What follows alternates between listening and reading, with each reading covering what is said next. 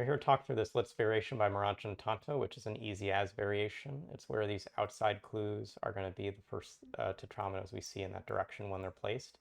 This is not a good example. While I've placed a T which satisfies this clue, it causes an issue for this clue because it wants to see an S first. But if this weren't in this region, if like a T were here and an S were here, that would be okay for these clues as long as we have empty space there. And that's like the start for this puzzle is to really understand a meaning of that easy as rule is that a clue like this L, which can't reach over to this column until an I has already been placed, eliminates the L from right here. In the same way this T, which would have to come over to the space of the S, is eliminating these cells, and the S is eliminating these cells. The only placement that's still working for all the clues is to fulfill the I clue and not yet interact with the L, S, or T columns, which have more space to grow. And this S still actually can't start here or here because it would come into this T column before a T has been placed in the grid. So this marked off in the upper left corner, we can get this start of the grid where we've got these 6 cells coming down for connectivity.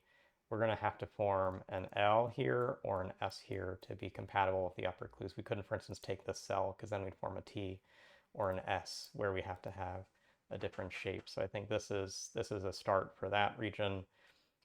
Same thinking, these cells can't be part of a T. This region then always has to take at least one cell in the second row from the bottom, so it takes all of them to be an I. That marks this off. This can't be part of a T. This would form a 2 by 2 square if it gets used, so this isn't used. These cells are marked in instead. I'll just go ahead because I can and mark these edges off, which may help us track. This region looks particularly actually constrained around this region, so I'll want to come back to that. But let's still work off these outside clues.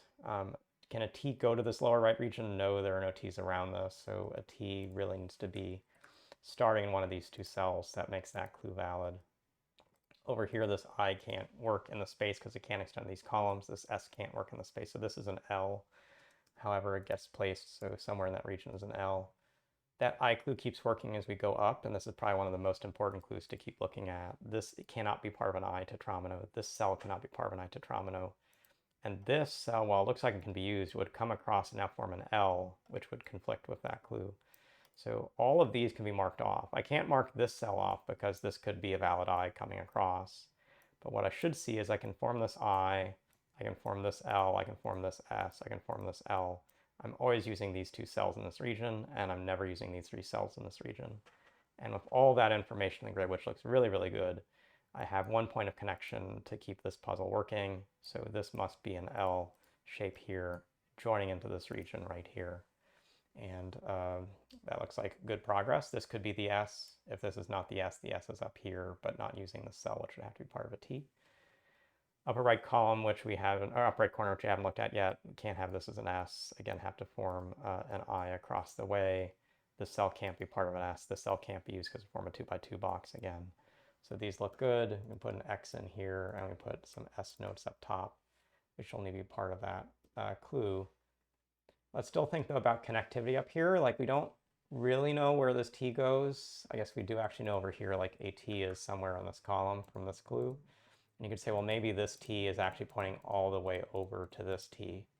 It's a good deduction, but these 4 cells have to join to the grid somehow, so they have to join through this cell or this cell. So we at least shade one of these, and seeing that this can't be part of a T, it means we always have to shade this so that this is part of a valid shape. And putting that in the grid means the only way this S works is for this S to be right here. So I think we've fulfilled these clues. We've got the star of an S, we've got a star of a T. And so this may not be a case where around this more cramped marking we want to make our next intuition. And where this region is itself pretty small, I think one thing, the first thing I'm seeing, and it's going to be the same in both reflected symmetric positions, is using this cell which forces an L into the grid, puts an L near another L into the grid. So this most extreme cell here and here are not valid because they would form an issue with the adjacent regions. That means we always take these cells, we always take these cells. This marks this cell off, which means the only way we get to 4 in this region is this way. That marks these off, it puts this in. So we've got an L with this S. So over here where we have an LS pair, to make this clue and this clue work, we can ask, is this the region that's still an L? The only L that's in the space that can still go is this one because it's not part of this group, but that means the S up above is disconnected from the rest of the LITS. So this bottom region is the one that's got the S, And this top one is the one that has the L. So this is the L. And which S connects in, it's not this bottom one, it's this one that goes like this. That will keep from forming a 2 by 2 square. So that all looks good.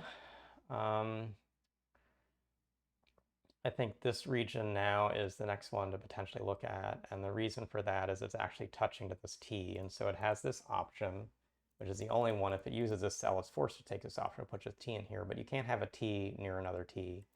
So this cell is no good, which means this cell is on. And now this for sure is an S, but that means it does not touch to this group up above. And in particular, we also then can't get connectivity through this cell if this were an L, because this S would then be touching this S at the same time as touching that L. So this S has to touch to a T over here to then come back to this cage to work out. So hopefully that makes sense. But because this edge can't be shaded, that's what it means for this to be an S, with this being an S. We now have to come through this cell. So this is a forced shading, and that means the only T we have that works is this one, which means the only way that stays connected is for this to be this S and this to be an S. And that does now fulfill these clues, so all of these are used in the grid. This S is finished. We have some different choices, I think, from here, but it's probably now a case where we can think about, looks like connectivity is going to work for this next step. So we either have this I with then an L up above, or we skip this being an I. And if that's the case, then we've got to make this into an L, and well, that violates this directly. So that's, I guess, how it goes. If this isn't an I, this is an I, and this is the only I it can be, and that then keeps the top and right, basically this part of the grid doesn't join to the rest of the LITS. So this has to be an I coming this way is what all of that ends up meaning. This can be connected a few ways, but not through the cell, which is touching an I to an I. It can't start from this because that's still also an I to an I, so this L into an I looks okay. This cell must be used for connectivity, and the only T that goes through that cell is this one, and we're now through this puzzle. So a good end to the week, some really creative play of these external clues, definitely setting up these forced I's was a good start, but then how this I clue worked into the middle of the grid actually set up some interesting intuition around here. This T having to be part of the first cell is a key observation just for this I to stay connected that was important. And then just the close clustering of these LITS regions is more traditional LITS thinking, but how we got a set of these cells marked, got some X's into the grid, and got some rest around them. There's a whole lot that went into the Saturday puzzle, and so hopefully the videos through this week helped, and this video at the end of the week gives you some tips for the future so that you can do really, really well in the style. So thanks, Murat, for the puzzle. Thanks to you for listening, and we'll see you again soon.